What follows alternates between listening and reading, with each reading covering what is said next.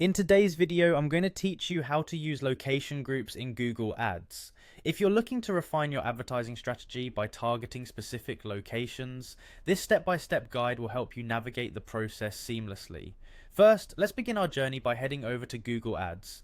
This is where all the magic happens when it comes to getting new customers and boosting your sales through online advertising. You'll want to go to the Google Ads homepage, which you can easily find by doing a quick search or by entering the URL directly into your browser. Once you're on the Google Ads homepage, you'll see a button that says Sign In. Click on it to log into your account. If you're not already signed up, you'll need to create an account to follow along, but for those of you who are returning users, just enter your credentials and access your dashboard.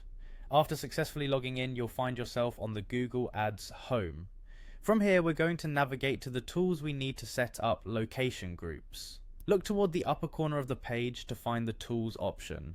This is your go-to spot for a wide range of functionalities within Google Ads, so it's quite handy to familiarize yourself with this area. Click on Tools to open up a menu of more options. Within the Tools menu, you'll see several selections, but the one we're interested in is the Shared Library. Click on Shared Library to proceed. This section contains various resources you can leverage for your ad campaigns, making it an invaluable part of your advertising toolkit.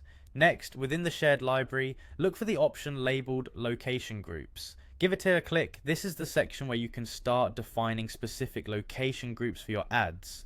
These location groups are really useful for optimizing your reach to target customers who are in specific geographic areas that align with your business objectives.